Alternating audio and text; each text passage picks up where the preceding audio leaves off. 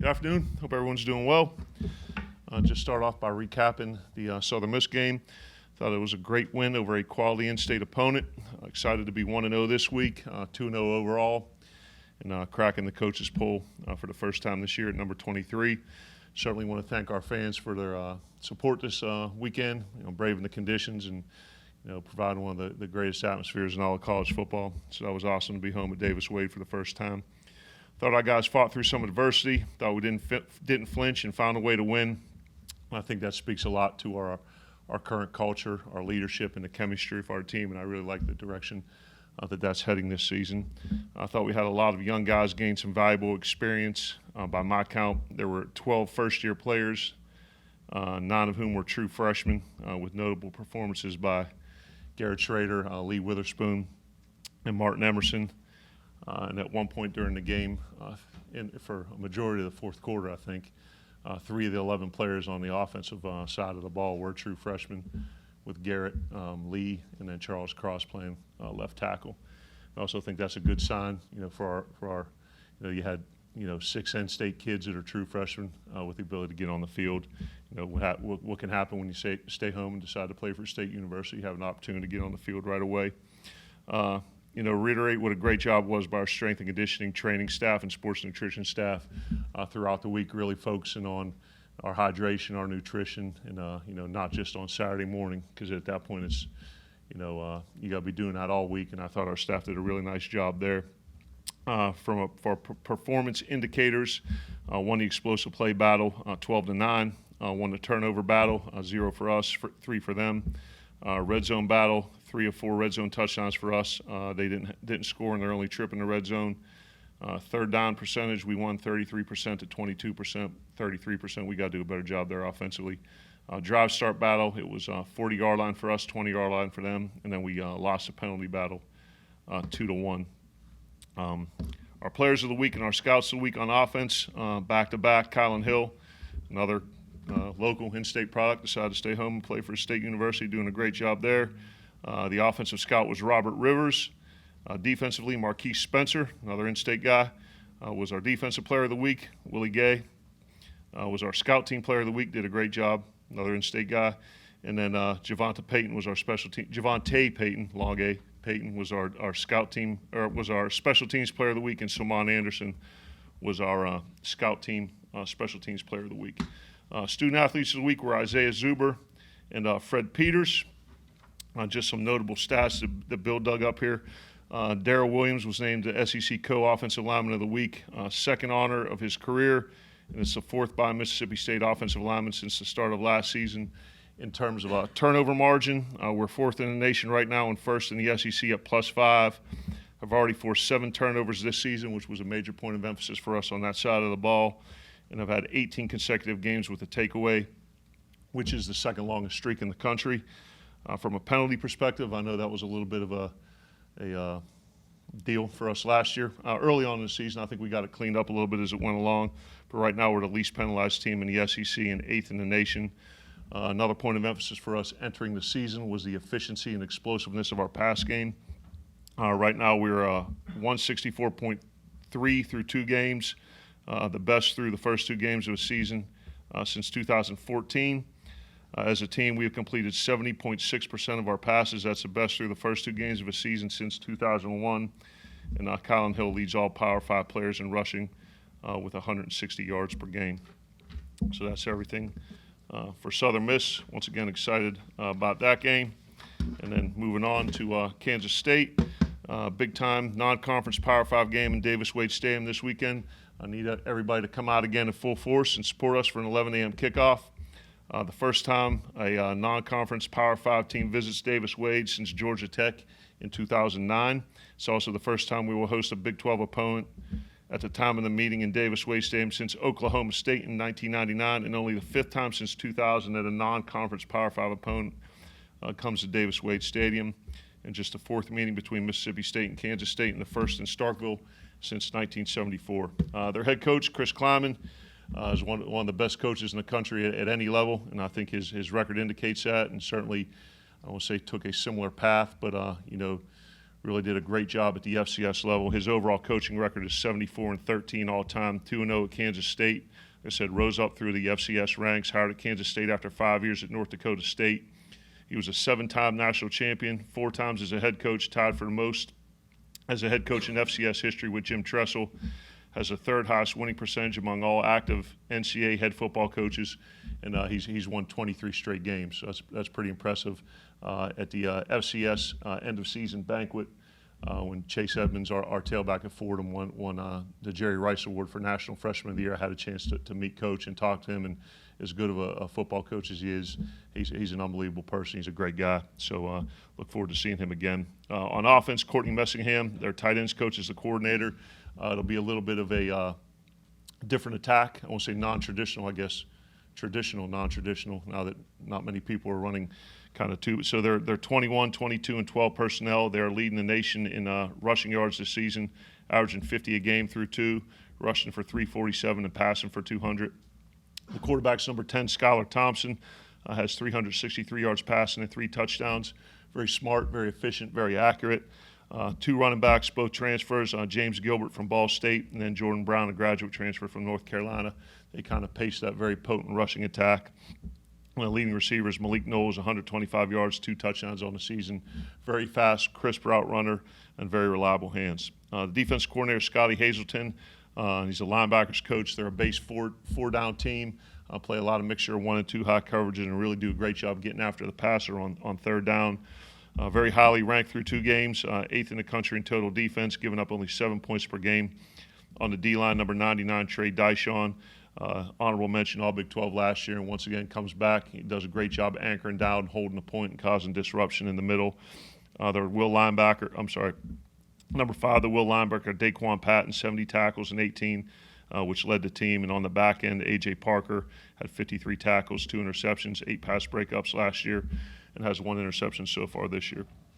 The special team duties are split amongst the staff, and I know it's a new kind of regime there, but historically Kansas State's done a very, very good job on special teams. They're averaging 29 a kickoff return with a long of 44. Lance Thompson, number 2 defensive back, is a productive special teams core player.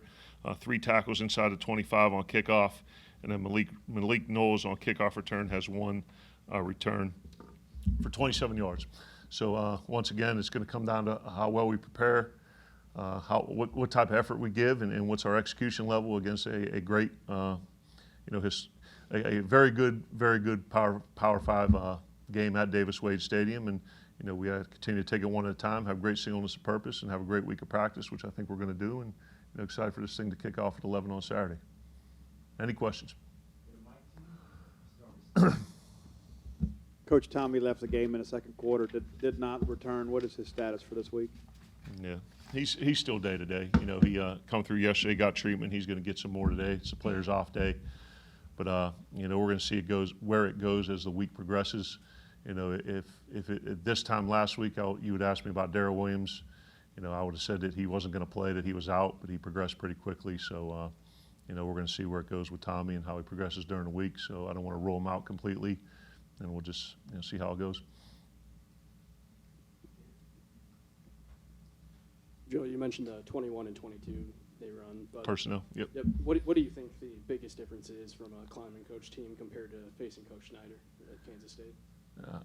I think maybe schematically it's a little bit different, but I think in terms of mentality and philosophy and culture, they're not trying to trick you a bunch. They're not trying to create a bunch of diversion schematically in any of the phases, but they recruit tough, smart, disciplined kids who play with tremendous effort, and they're not going to beat themselves. So in terms of similarities between the two things, and I think that's probably why Coach Kleinman fit the mold of what Kansas State is accustomed to, and I think that's why it's been a good seamless transition for them.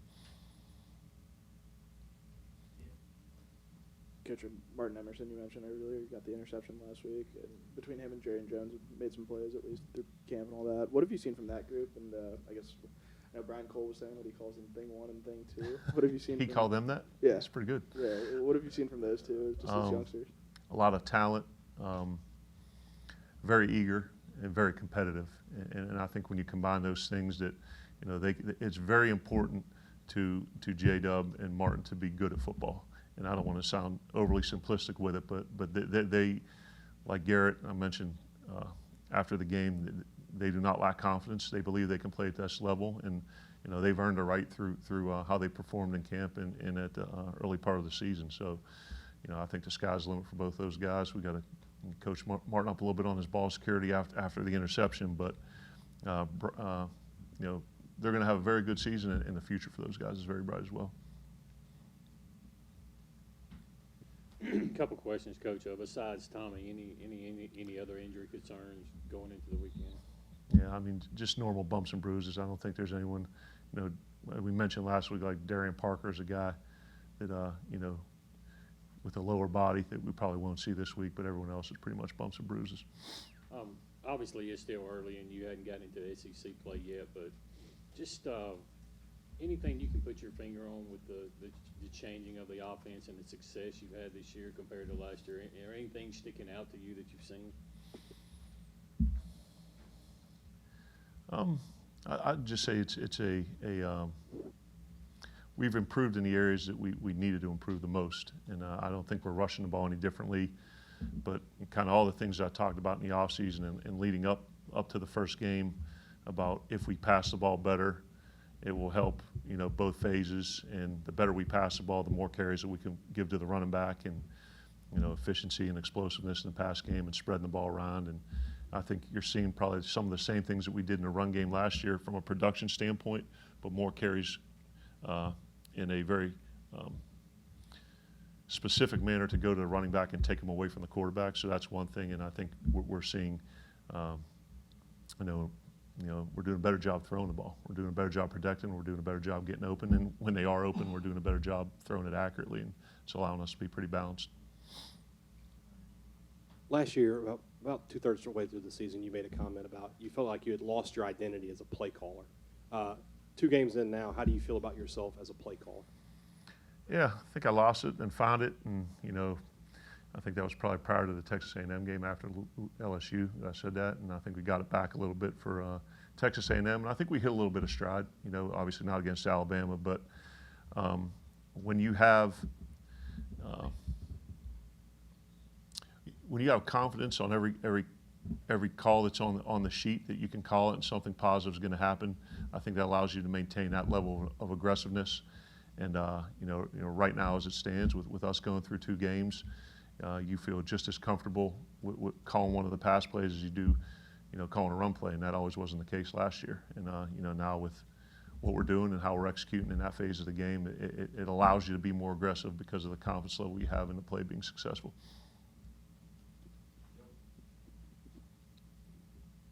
With Tommy's status kind of up in the air, will you go through this week kind of prepping Garrett to be a starter on Saturday, or will you be kind of a battle in practice? No, we're going to get all 3 of them ready. So, Tommy, Garrett, KT, heck, we're going to get Jalen going too a little bit. So we'll see where it goes.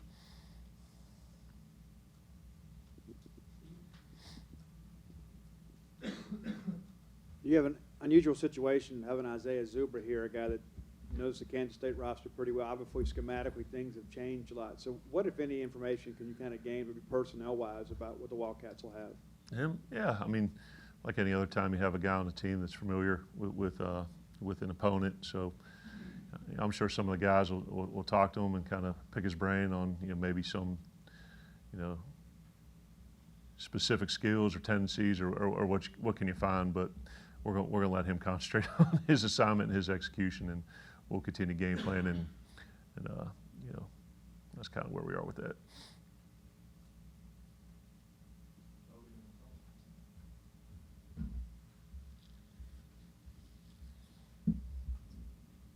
You mentioned all the coaching changes that Kansas State has had, but is there anything that you can gather from last year's film from a personnel standpoint, or how much will you even look at that when you get the game plan ready? Yeah, we looked at it in the offseason, and like you said, more of it's personnel-driven than schematics.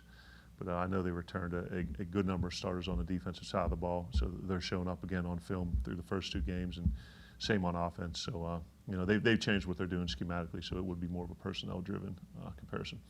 And on the pass that Osiris just missed, I guess, in the end zone, did you ever get an explanation of what happened? Did he lose Yeah, in the lost sun? in the sun, yeah. It's unfortunate because, Garrett finished, 7 for 11, and you take that pass, which would have been a 50-yard touchdown pass, and then the one where we had Peyton screaming open down the middle and had a little bit of a protection issue there. You know, those were two opportunities for another couple real nice explosive plays that we had open. So we got to get some eye black on the first one and protect a little better on the second one and get it out of his hand, and we have a couple more explosive plays there. But the good news is they were open, so now we gotta wear eye black and protect a little better. You mentioned Darryl was the offensive lineman of the week or whatever. I know he went out last week but was back this week. How important is he to this offensive line? I mean, he moved over from guard to center. It seems to be a seamless transition. He's, you know, a captain on the team. Just how important is he to the nucleus of that group? I think it's probably similar to what you saw from Elton and Dion last year. You know, both guys who could play any of the three interior positions, and that positional flexibility has been extremely beneficial for them at the next level, particularly when you have, you know, 53-man active roster and less of that to play on game day. So, you know, Darryl is the vocal and physical leader of our group inside, you know, who could play center and swing out to either the two guard positions, as you mentioned. But, you know, to have the team captain also be the kind of eyes and ears of the operation on the offensive line, that always, you know, and like I said, Coach Johnson's doing a great job with them, but Darryl's certainly the straw that stirs the drink up front. You're talking about those receivers being open. How big of a role has Michael Johnson had with the development of this crew this year? A huge role, and Michael brings a very, you know, his experience as a coordinator and a you know, play caller at the college and NFL level, and certainly, you know, played a little bit in the NFL and college. I think that immediate kind of what's the word I'm looking for? What's the word I'm looking for? Bill, help me out. Credibility. He brings instant credibility to the room with what he had done in the past. English major, fumbling over my dang words. But what he's done as a coach and a player at both levels, I think brings instant credibility to the room. And I think more than anything of the X's and O's and the schematics, because I think he does a great job teaching fundamentals and technique and contributing to the game plan when we're in the staff room, is he's really developed great relationships with the kids in the room. It's the old deal. They don't care how much you know until they know how much you care. And I think Michael's done a real good job interacting with our guys and letting them know that he cares about them as people before players. And I think you're seeing an elevated level of play because of all those specific reasons. Credibility has tripped me up on that. Bad. God almighty. Coach, you mentioned the balance between the run and the pass, and obviously having more balance this Yeah. year. How much have you seen just with what Kylan's done? How much have you seen that open up the pass game a little bit more, especially downfield? And just, I guess, is there anything you point to maybe that has brought some more of that balance? Why he's doing well, or why it's helping us be balanced? Why do you think that Kylan, maybe the run game has helped open up the pass game, and Yeah. or is there anything else you point to that maybe has brought some of that balance? No, I think, you know, certainly his ability to run the ball kind of is, you know, exciting, and kind of talked prior to the season of his mental and physical maturation and how it was going to lead to a breakout season, and hopefully we continue to prepare the way he's preparing, and Coach Richardson's doing a good job with him. But as I've always said about this offense for years, and no one's really listening, but now they are, that the better you run the ball, the more it forces people to support the run by either numbers or pressure. And when you do that, you're able to create some one-on-one matchups on the back end, and that allows you to you know, get some balls thrown and create explosive plays. So I think that's what you're seeing, that it kind of goes one of two ways. If they're worried about the pass, you see more too high, and you're able to hand the ball off more. And if they're worried about the run, they're either going to support you with too high secondary, or they're going to press you and create one-on-one matchups. And you ideally like it to be a kind of a choose your poison type of deal, that you're able to do both successfully, and whatever the defense is giving you, you take advantage of. Kind of on that front, you've gotten a couple of touchdowns from Nick Gibson in the first 2 weeks. Yeah. What have you seen from him as kind of a compliment? He's like instant offense. Yeah. Just add the football. Yeah, I mean, Nick's done a great job. You know, a great compliment to Kylan. Also, a very good pass protector on third down, where we've utilized him in some of those situations. But Nick's a great team guy. He understands his role.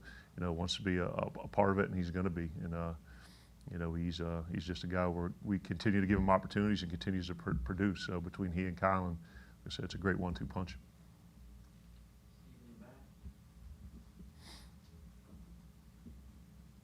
Couple of questions, Coach. Along the Colin Hill questioning there, he's done the hurdle thing a couple times now. I know that some of that's a byproduct of defensive backs wanting to go low on him, but now that he's put that on tape a couple of times, what do you kind of expect going forward now that people know that he's going to do it? Do you think their style of tackling against him will change? I don't know, maybe fake low and go high.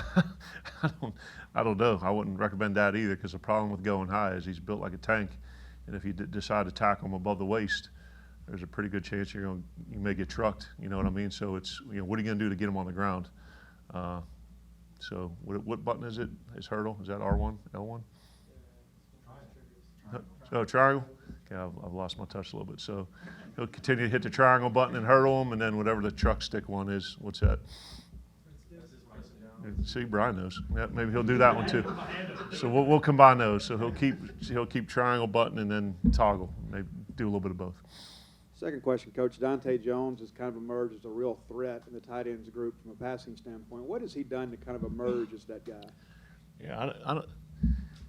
It's a good problem to have there between Farad, Dante, and then Spivey, Cumbus getting in a little bit. He's been banged up, so we're trying to get him rolling. And even Powers Warren, there's a lot of talent and a lot of depth at that position. So we're cycling all those guys through and getting them reps.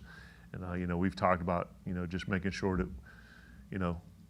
a lot of it is based on what the defense is presenting you in terms of getting them targets down the field. So that's something they're doing a very good job in the run game. They're taking advantage of the opportunities they're getting in terms of receptions. But we want to make sure that we're doing enough things like we've done historically in this offense to get the ball and push them down the field. So he's always been an athletic guy, a guy who could get open and catch the ball. I think we've seen the most improvement with him in his run game. And Farad's doing a great job running. He's taken advantage of the chance, the opportunity he's got in the pass game, but we got to get those guys more involved in the pass game.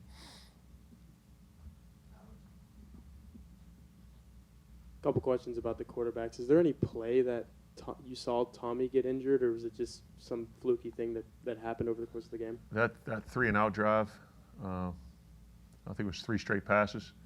I think it was one of those. It was one of the. I can't remember which one specifically, but it was on that drive. Where he got sacked, I think. Yeah, he got. I think it was a corner blitz, and he kind of got flushed out a little bit to the right. I think it was the second down play on that drive. And then you mentioned getting Jalen Maiden ready to go. And unless I missed him, which is completely possible, I don't think he was dressed out. Has he been going through practices and is an active participant? Yes. Okay.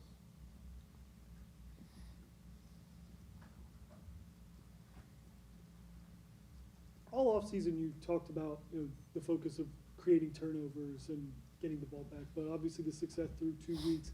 Is it more of an execution thing or combination of taking advantage of teams' mistakes?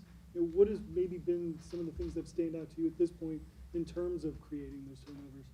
I think like anything, you do well what you emphasize. And since spring ball, Coach Shoup and the staff we talk about shots on goal, which is our kind of concerted effort to get the ball out, and then the actual takeaway. And we do a turnover circuit at least twice a week during the course of practice, where the guys, like I say, get in groups and they go to the different position coaches and work on getting the ball out.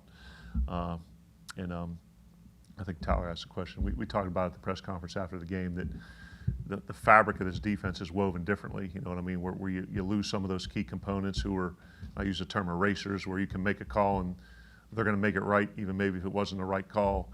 But our sum has to be greater than our parts as an entire team this year, and defense as well. And I think for us, we're maybe not creating as many 3-and-outs or holding a team and forcing them to punt. And we're bend but not break. I don't want to use that, but our calling card, could be creating turnovers. And if we continue to do that, I think it'll benefit us throughout the season.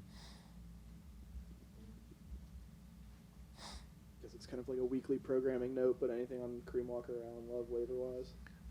Allen's waiver or appeal was denied, and then I don't know, what am I allowed to? Okay, we have no update right now. Sorry.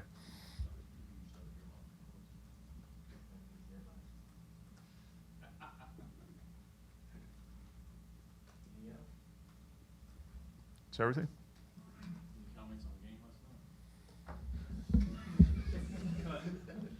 Who do they play next week? The Browns? Who is it? We're on to Seattle. All right. Hail State.